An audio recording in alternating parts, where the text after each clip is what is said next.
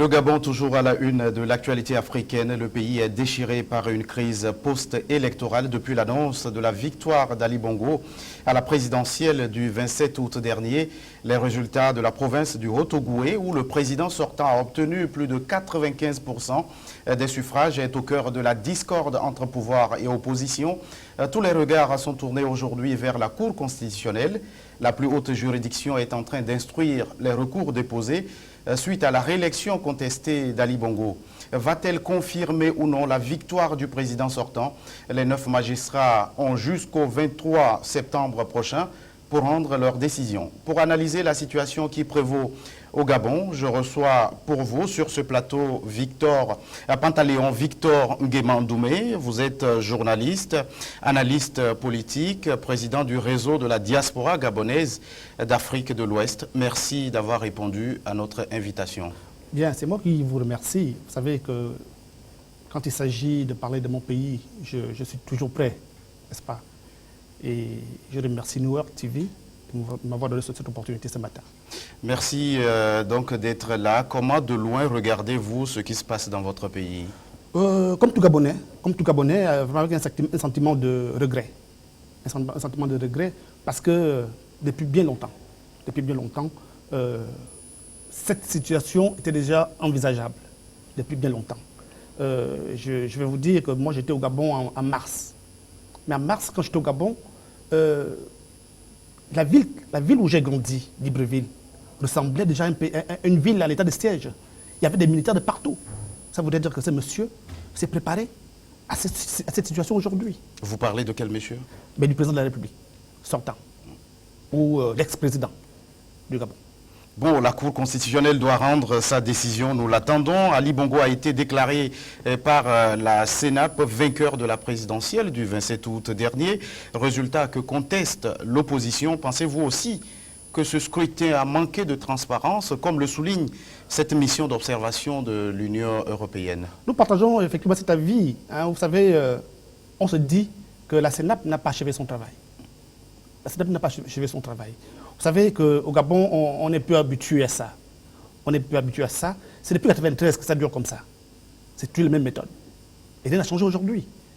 Ce monsieur vient de terminer 7 ans de son mandat. Mais nous savons très bien comment il est arrivé là. Mais il a été élu en 2009. Je ne crois pas. Je crois pas. Mais bien sûr, il a été proclamé vainqueur de la présidentielle de 2009. Je vous dis, ce n'est pas possible. Il n'a pas gagné les élections de 2009. Toutes les voix le disent aujourd'hui. Toutes les voix. Même la France, n'est-ce pas? Parce que ce sont eux qui sont à l'origine du fait que ce monsieur soit au pouvoir aujourd'hui au Gabon, la France. En l'occurrence, M. Sarkozy. Je le prononce, je nomme son nom.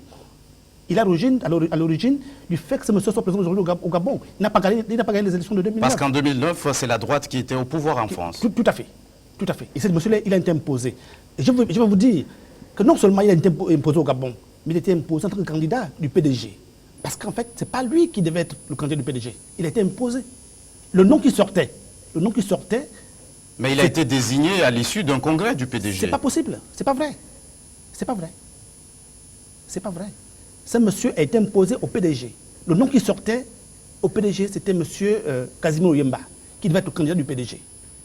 Mais par le superfuge qu'il y a eu, ce monsieur était lui désigné comme candidat du PDG. Mais il ne faisait pas l'unanimité. C'est du PDG. Et c'est de la même manière qu'il a été imposé au pays. Pendant que nous attendions encore les résultats qui n'étaient pas encore arrivés, le ministre de l'Intérieur, c'était le même scénario. Il est venu proclamer les résultats. Les opposants se sont fait bastonner à la CENAP. Donc nous ne sommes pas surpris de ce qui s'est passé à la CENAP cette fois-ci. Nous nous intéressons à la présidentielle de cette année. Cette situation, vous le dites, vous a-t-elle semblé prévisible eu égard au retard qu'on a accusé dans la proclamation des résultats quand on sait que le Gabon ne fait que 600 000 électeurs? Mais vous donnez la réponse à votre question, M. Padjeba. Vous êtes autant surpris que moi, n'est-ce pas? Par exemple, dans les grands pays, des pays où on a 50 millions d'habitants, comme au Nigeria, les résultats, c'est le même jour. Mais comment comprendre qu'au Gabon, un si petit pays, on prenne autant de temps pour donner les résultats? Pourquoi faire? Peut-être la CENAP avait des difficultés d'ordre logistique, Quelle logistique? technique. Non, et pourtant ils nous ont rassuré que tout était fait prêt. Ils l'ont rassuré que tout était fait prêt. Que tout était mis en place pour qu'on ait une élection transparente, libre. Mais pourquoi prendre autant de temps? Tout est perfectible, comme on aime bien le dire en Afrique. Ce n'est pas la première fois qu'on observe ces genres de difficultés au niveau des commissions chargées d'organiser des élections. Monsieur Mais en Nguema. ce moment, on communique, ok? Vous communiquez la difficulté que vous avez, afin que le peuple soit édifié. On ne reste pas dans un mutisme, n'est-ce pas? Parce que lorsqu'on reste dans un mutisme, ça mène la suspicion, ça mène au doute. Pour ce scrutin, M. Nguema Ndoumé, plusieurs missions d'observation électorale ont été accréditées au Gabon, mais aujourd'hui, c'est la voix de celle de l'Union européenne qui se fait beaucoup plus entendre sur les irrégularités qui auraient entaché ce scrutin. Oui, et vous allez remarquer que de toutes ces observations, l'Union européenne est au Gabon bien avant même les élections, n'est-ce pas? Ils ont parcouru les 9 provinces du Gabon, avant même les élections. Donc ils sont bien au fait de ce qui s'est réellement passé. Bien au fait. Donc il y a certaines observations qui sont arrivées juste quelques jours avant les élections. Donc, l'observation électorale concerne et la période avant, pendant et après. Vous voyez? Donc l'observation de l'Union européenne, ils sont bien à l'avant. Donc ils sont au fait de ce qui s'est réellement passé. Par rapport aux autres qui sont arrivés quelques jours avant le vote. Mais ce qui est curieux, la CENAP était représentative de toutes les grandes forces politiques du pays, et l'opposition et le pouvoir, M. Nguema Ndoumé. D'accord, mais comment ça se passe? Ok, on ne laisse pas la latitude que l'on lise les procès-verbaux qui ont été envoyés par des sous-commissions. Normalement, c'est comme ça que ça devrait se passer. Mais malheureusement, le ministre de l'Intérieur est venu lire ce qu'il avait déjà lui-même préparé. Ce qui n'avait rien à voir avec les procès-verbaux. Et si c'était réel, pourquoi ce monsieur a eu peur que l'on reparte à la CENAP, là où ça s'est passé, recompter les voix? Pourquoi? Parce qu'il est sûr de ces résultats, il aurait pu accepter. On l'a vu quelques minutes avant cette proclamation des résultats, le représentant de l'opposition au sein de cette CENAP a démissionné. Il aurait dû le faire plus tôt si réellement il contestait une certaine manœuvre frauduleuse. Oui, mais ce monsieur, il est dénoncé déjà.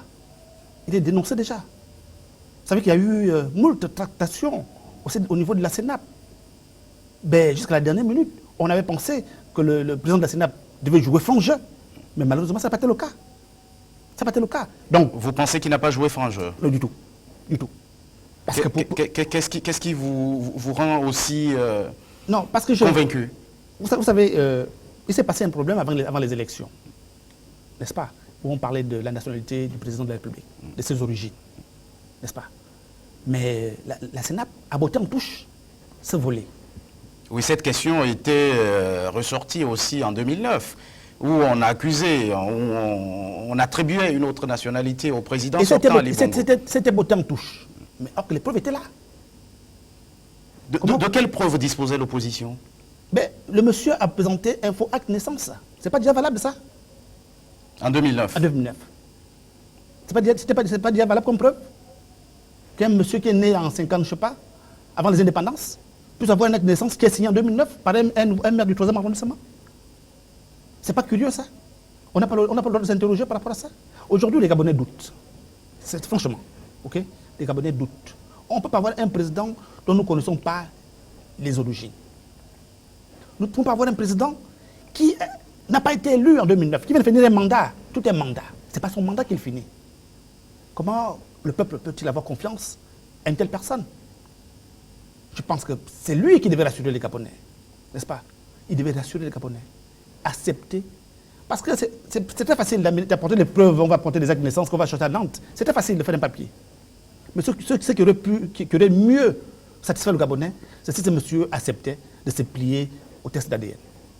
C'était tout simple. S'il est vraiment sûr que c'est le fils de Bongo Ondimba qui se plie à ça, c'est pas difficile. C'est quoi les papiers? C'est rien du tout. Tous on peut le faire. Il a fait en 2009. Il peut aller le faire à Nantes aussi. Il peut aller le faire à Brazzaville. La même méthode qu'il a utilisée en 2009. Donc vous comprenez que le papier, aujourd'hui, les Gabonais ne sont pas satisfaits. Ce qui reste, c'est rassurer les Gabonais. Que l'on sache à qui on a affaire. Parce que jusque-là, on ne sait pas à qui on a affaire. Et pourtant, Ali Bongo, dont vous contestez la nationalité, a présidé aux hautes charges de la République gabonaise, ministre de la Défense. Et vous pensez que son défunt père, Omar Bongo, ne lui reconnaissait pas cette... Non, mais c'est son fils. On ne dit pas que ce n'est pas son fils. C'est son fils. Il a adopté un fils. Il a adopté un enfant. C'est son enfant. Mais son adoption ne lui permet pas aujourd'hui de présider au destin du Gabon. C'est tout ce que nous disons. Il est libre d'adopter un enfant. Alors, M. Nguema Ndoumé, nous allons évoluer par rapport à cette contestation des résultats de l'élection présidentielle. Dans une interview accordée à un média français, Ali Bongo lui-même a déclaré que le comportement de certains observateurs de l'Union européenne était sujet à des interrogations. Vous pensez, vous aussi, comme le disent certains, que la communauté internationale avait un candidat au Gabon, notamment la personne de Jean Ping? Non, moi je ne pense pas. Je pense pas. Aujourd'hui, vous savez, ce monsieur, il est aux abois. N'est-ce pas? C'est le voleur qui crie au voleur. N'est-ce pas? Le voleur qui crie au voleur. Cette même communauté qu'il accuse aujourd'hui, elle a bien été favorable pour lui en 2009. Pourquoi aujourd'hui jeter l'anathème sur la communauté internationale? Puisqu'il a bénéficié lui-même de ses grâces. Vous comprenez que ce monsieur... Parce que pour vous, la communauté internationale a lâché Ali Bongo. Mais en fait, je crois que la communauté internationale aujourd'hui, c'est mis aux côtés de la vérité. Tout simplement. La vérité incarnée pour vous par Jean Ping? Non, ce n'est pas un problème de Jean Ping. C'est le peuple. Ça n'a rien à voir avec Jean Ping. C'est le peuple gabonais qui en a marre de ce système cinquantenaire. Point. C'est pas... Ça aurait pu être quelqu'un d'autre. Ça aurait pu être quelqu'un d'autre. Mais ce que le peuple gabonais fait aujourd'hui, c'est un changement. Le vrai. Pas celui qui se prononce dans les discours pour faire beau. Non. Mais le vrai changement. On se rappelle, le Premier ministre français Manuel Valls avait même affirmé que Ali Bongo n'était pas bien élu en 2009. C'est ce qui vous... Il a été poli. Vous reconforte il a été très poli en disant pas bien élu, il était très mal élu. Il n'a même pas été élu du tout. Ok? Il n'a pas été élu. Qui était selon vous le président élu? Ben, c'est le docteur André Mbourbam, qui a été le candidat qui avait été élu par le peuple gabonais en 2009. Ce qui cristallise aujourd'hui les critiques, c'est le score réalisé par Ali Bongo dans le Haut-Ogooué, avec un taux de participation qui frôle les 100%. Visiblement, les Gabonais de cette province semblent être plus patriotiques, plus civiques que les autres. Mais je vais vous décevoir parce que vous savez qu'au Gabon, nous sommes 9 provinces au Gabon. 9. Je crois que s'il y a des gens qui sont aujourd'hui beaucoup plus mécontents de ce système Ali, c'est bien les gens du Haut-Ogooué. Parce qu'à l'époque de Bongo Père... Mais c'est quand même le fief des Bongo. Laissez-moi terminer. À l'époque de Bongo Père, cette province a bénéficié de largesses du pouvoir. Les cadres de cette province ont bénéficié des avantages du pouvoir Bongo. Mais je vous assure que lorsque ces garçons sont arrivés au pouvoir, il a réglé les comptes à tout le monde. Il y a aujourd'hui des cadres de Haut-Ogooué qui se retrouvent en chômage.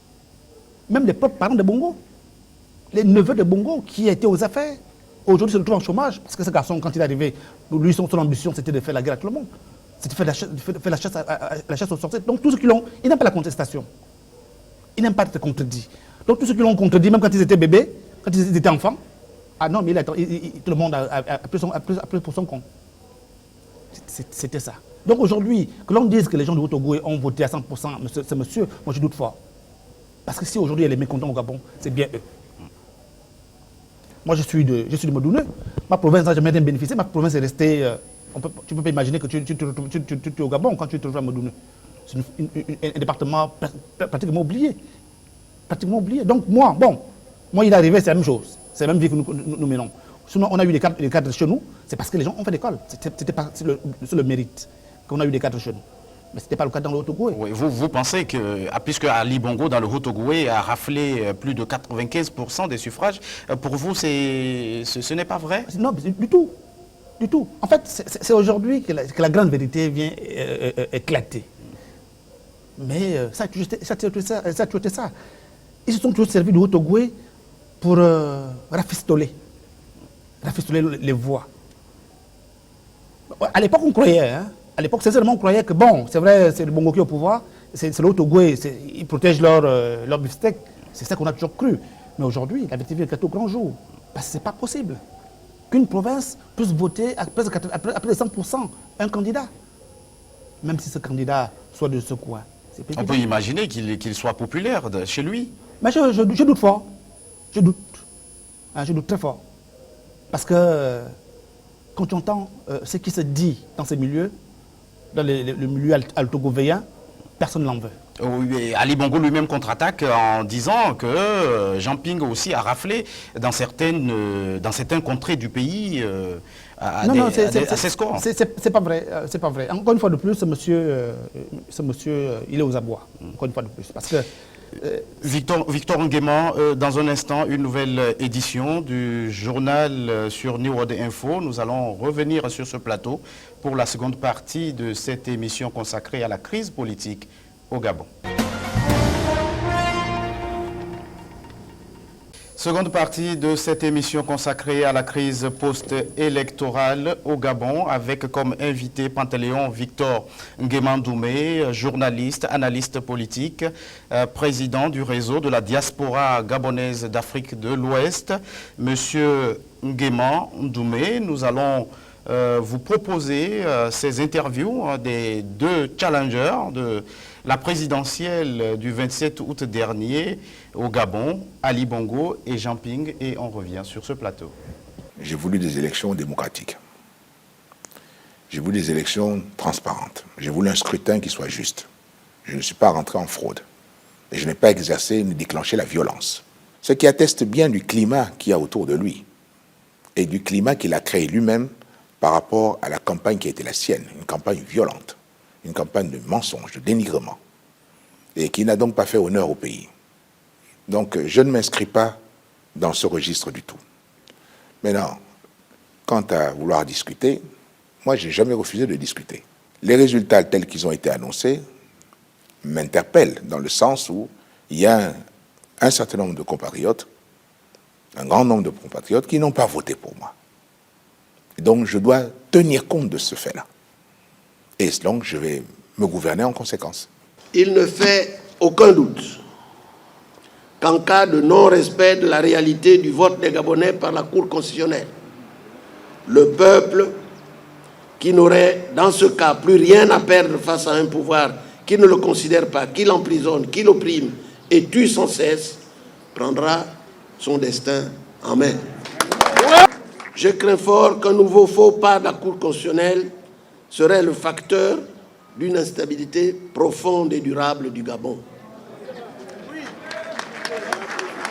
La Cour constitutionnelle a maintenant le choix entre la stabilité ou l'instabilité du Gabon.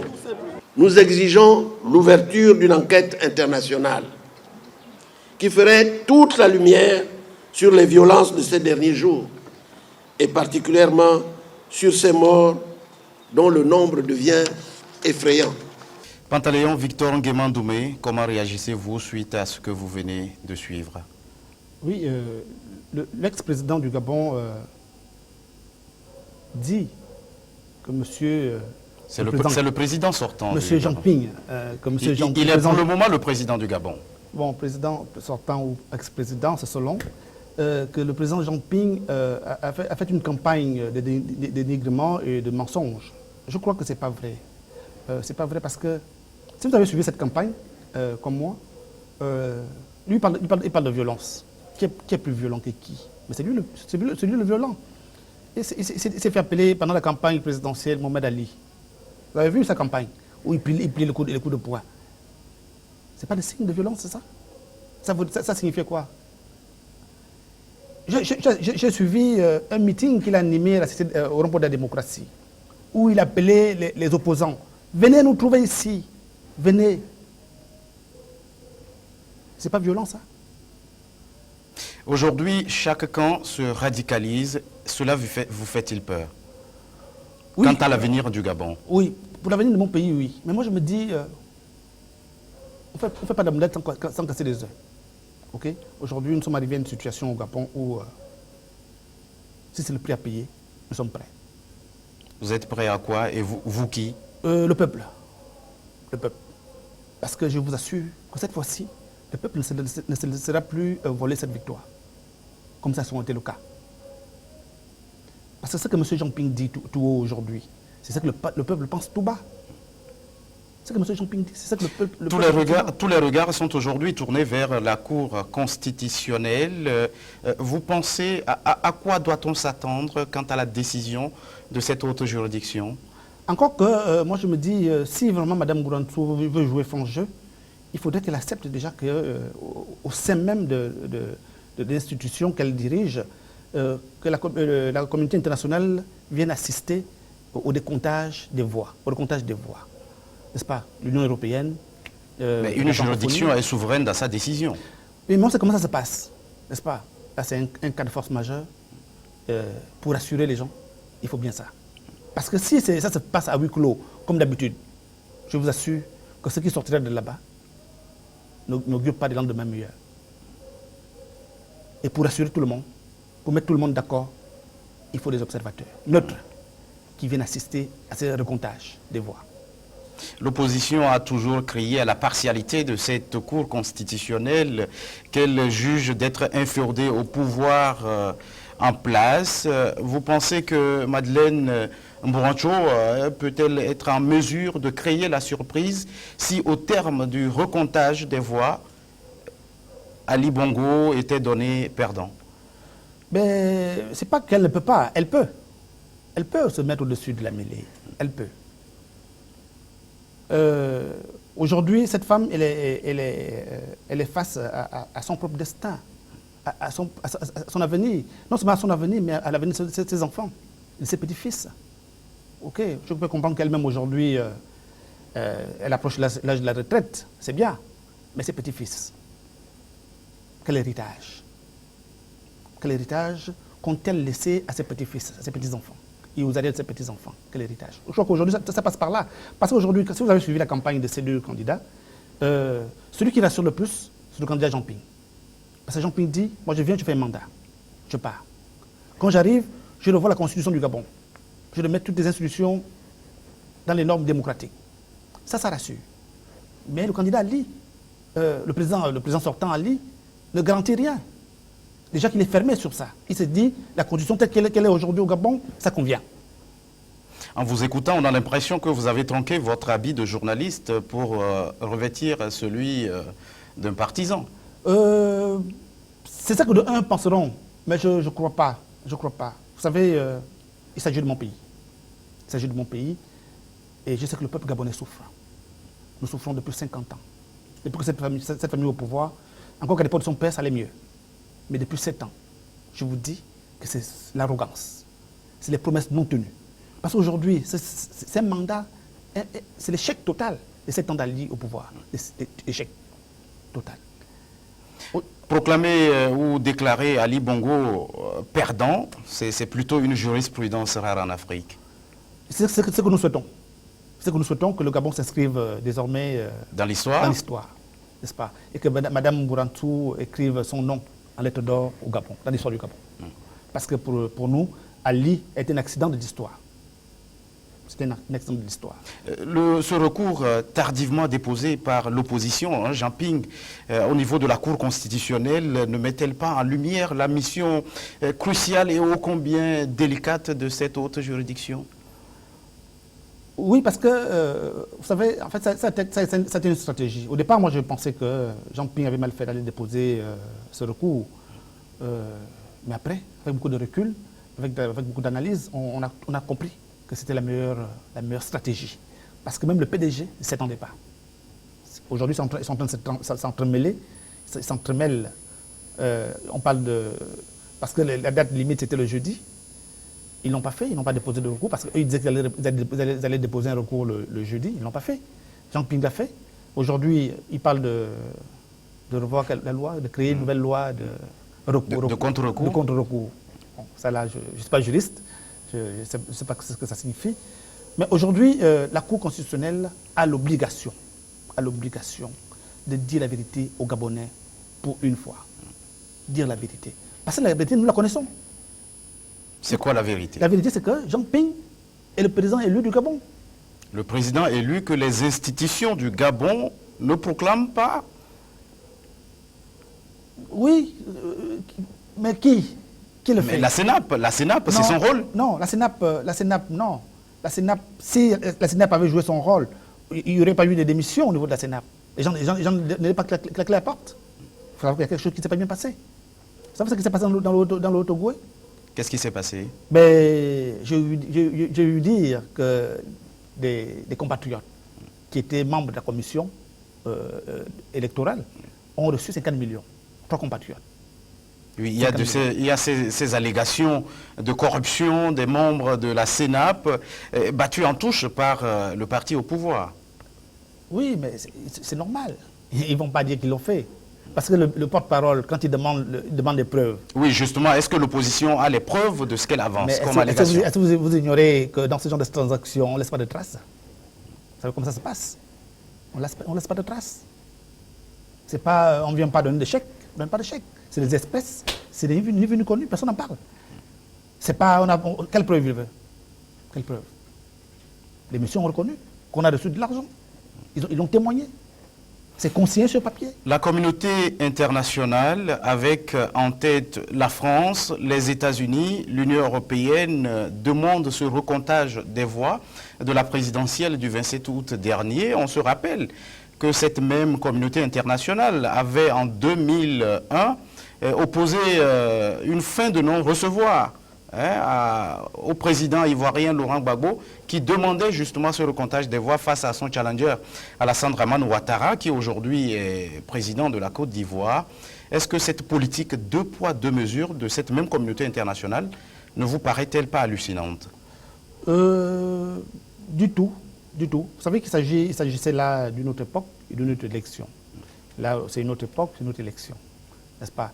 Ce qui s'est passé en Côte d'Ivoire, en 2011. En 2011, il y a le président de la Cour constitutionnelle qui avait proclamé élu Gbagbo, bien avant, et quelques jours après.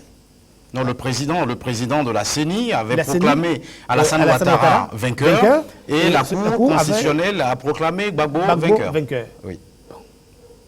Vous pensez que les deux contextes ne peuvent pas être comparés? Pas du tout. Pas du tout. Pas du tout. Mais sur le principe même du recomptage des voix, ça peut être sujet à discussion.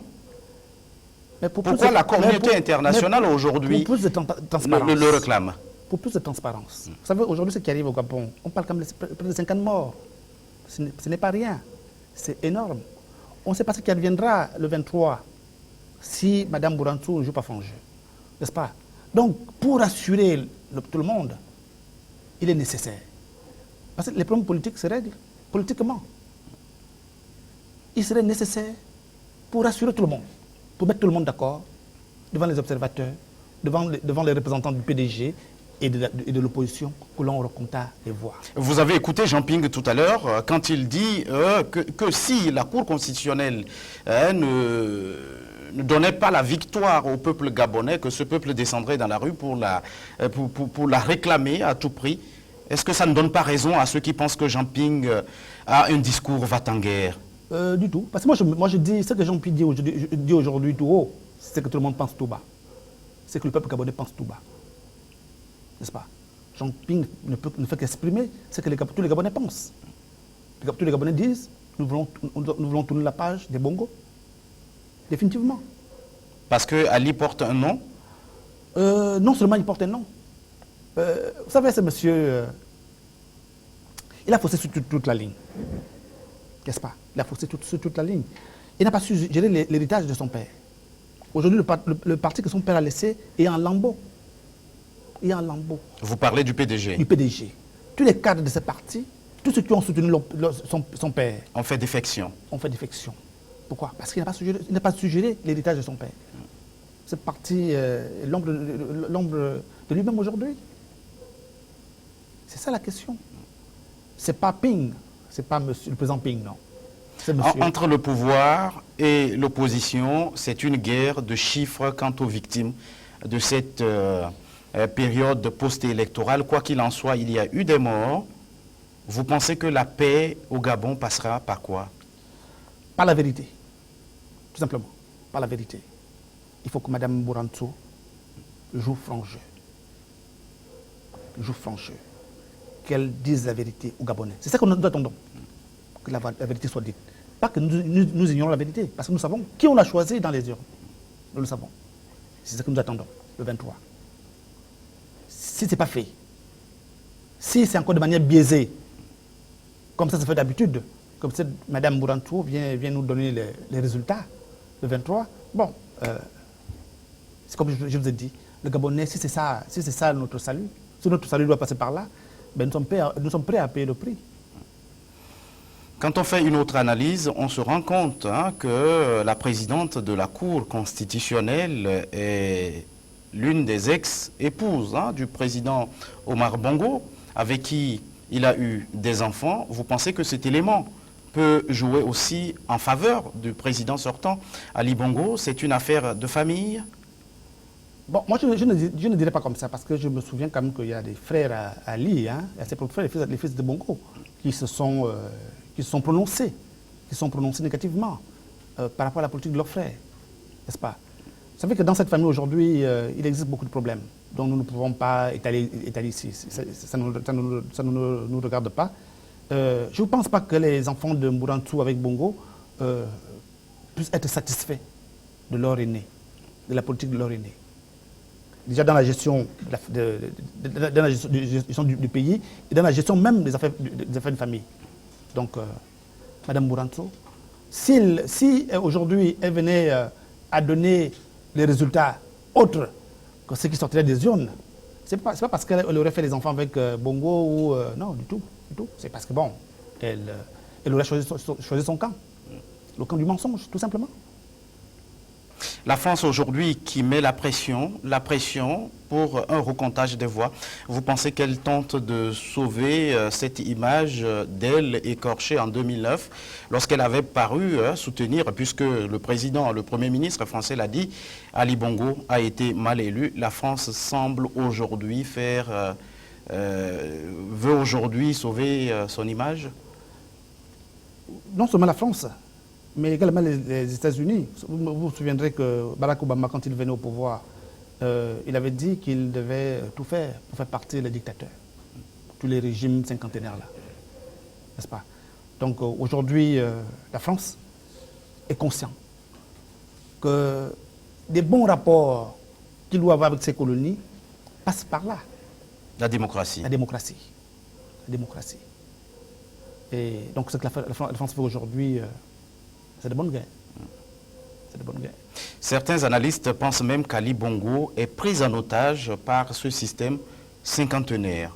Vous pensez que la personne d'Ali Bongo, même Ali Bongo lui-même, le président sortant, a la volonté de changer les choses et que c'est le système qui l'embrigade? Du tout. Je vais vous dire que ce garçon nourrissait déjà les ambitions de prince depuis bien longtemps. Pour lui, il a toujours rêvé d'être un prince, n'est-ce pas? Dans les années 80, il paraît qu'il avait même proposé à son père de diriger le Gabon en royaume, n'est-ce pas? Ça, c'est ses ambitions. Mais c'est bien de vouloir commander. Il faut avoir la méthode. Mais ce garçon n'a pas la méthode qu'il faut pour diriger un pays. L'Union africaine a reporté sine die sa mission de bons offices au Gabon. Officiellement, selon l'État gabonais, c'est un problème d'agenda. Vous y croyez ou vous voyez derrière ce report une autre explication? Moi, je pense que le président sortant Ali ne veut pas de cette mission. Parce que les gens qui étaient supposés faire partie de la délégation ne partagent pas la même vision politique que lui. Le Tchadien Idriss Déby qui est à la tête de l'Union africaine? L'Union africaine, il y a le président Sassou Nguesso qui devait être là, et le président Obiang Bansogo qui devait être là, et il y a Macky Sall qui est démocrate, qui devait être là. Vous convenez avec moi que Macky Sall, en tant que démocrate, ne peut pas permettre de venir assister à une mascarade. Il ne le fera pas. Donc, Merci à vous, Pantaleon Victor Nguéman. Vous êtes journaliste, analyste politique, président du réseau de la diaspora gabonaise d'Afrique de l'Ouest. Merci d'être passé sur ce plateau pour nous parler de cette crise post-électorale dans votre pays. c'est moi qui vous remercie. Nous sommes arrivés au terme de cet entretien. Merci à vous qui êtes restés à notre compagnie. Bonne suite de nos programmes.